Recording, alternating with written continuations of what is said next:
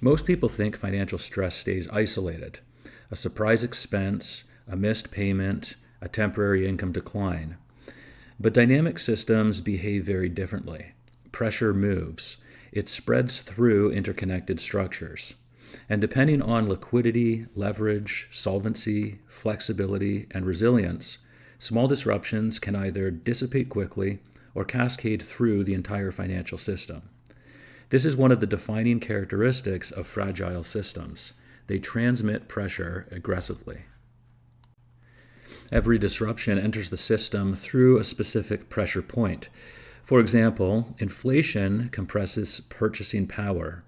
Layoffs compress income. Rising rates compress debt service capacity. And emergencies compress liquidity. At first, the pressure appears localized, but financial systems are interconnected, and that means pressure rarely stays where it begins. Liquidity is often the first major stabilizer affected by pressure propagation. Why? Because liquidity absorbs disruption. When liquidity weakens, flexibility shrinks, reaction time declines, and decision pressure increases. This is critically important because once liquidity compresses, the system becomes increasingly sensitive to additional stress. And at that point, even small secondary disruptions can become dangerous. Leverage dramatically changes how pressure moves through systems. Low leverage systems often contain disruption, but highly leveraged systems amplify it. Debt service obligations remain fixed even while income falls, liquidity weakens, and flexibility disappears. This is where degree of lifestyle leverage, degree of financial leverage, and degree of combined leverage become extremely important, because they determine how aggressively pressure propagates through the structure. A highly amplified system often deteriorates much faster than expected. Pressure does not only affect numbers, it affects behavior. As pressure intensifies, decision quality may decline, emotional reactions increase, short-term thinking accelerates, and future-oriented planning weakens. You can feel this if you've ever been in a state of panic or frenzy or high amounts of anxiety and stress. This creates a dangerous propagation loop, because behavioral deterioration often amplifies the original financial stress. And this is why resilient systems matter so much. They reduce not only financial instability, but behavioral instability as well. Let's now compare two households exposed to the exact same external shock so that we can cement this idea. That external shock is high inflation. This is important because inflation is largely outside the control of each household. The household does not control energy prices, food prices, insurance increases, or broader inflationary pressure across the economy. But what the household does control is its structure, and structure determines how pressure propagates through the system. On the left side, we have a household with high degree of lifestyle leverage. This household has high fixed monthly obligations, limited flexibility, low liquidity reserves, and very little financial margin of safety. Before the inflation shock, monthly net income after expenses is $850 per month. Its quick ratio is 0.68. That already tells us something important. The household was fragile before the shock arrived. Now inflation begins increasing. Groceries, utilities, transportation costs, insurance, and general operating expenses. Because this household has high lifestyle rigidity, the pressure transmits aggressively through the system. Over 6 months, monthly net income falls from $850 in the positive to negative $430. The household now has negative monthly cash generation. And because deficits must be financed somehow, liquidity begins deteriorating further.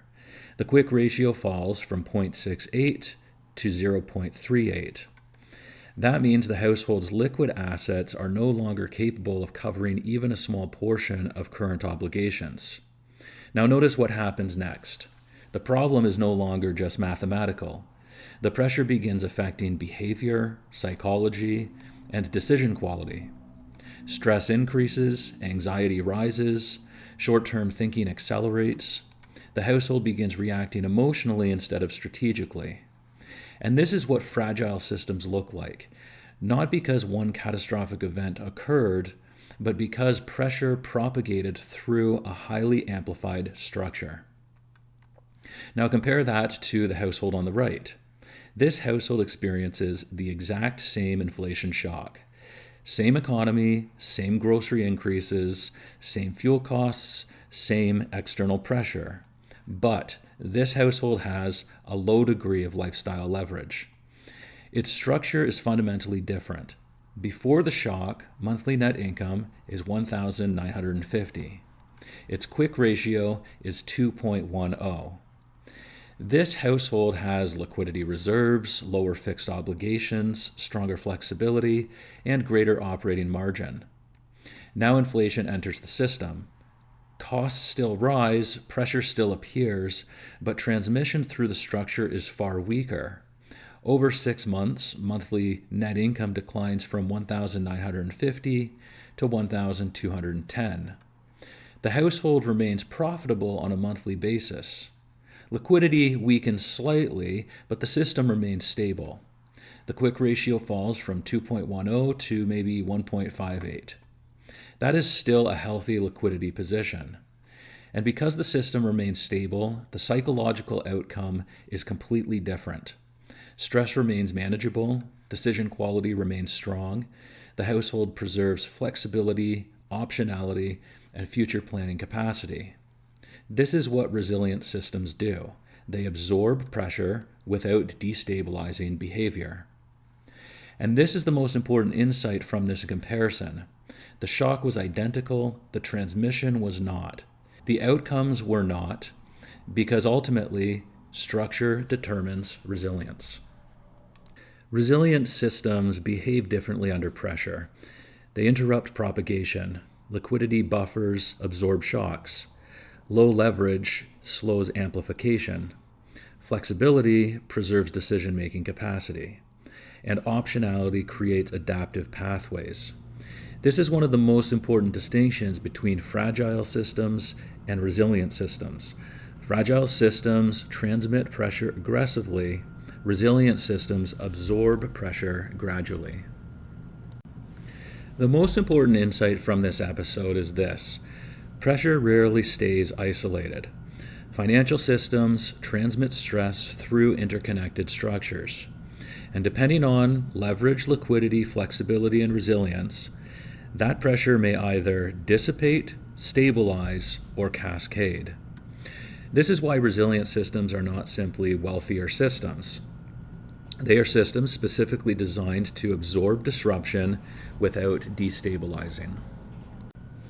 In the next episode, we'll explore how fragile systems often reveal warning signs long before visible collapse appears. Because systems rarely fail instantly. Instead, they weaken gradually through deteriorating liquidity, rising pressure, shrinking flexibility, and increasing amplification. And learning to recognize those signals early may be one of the most valuable financial skills of all.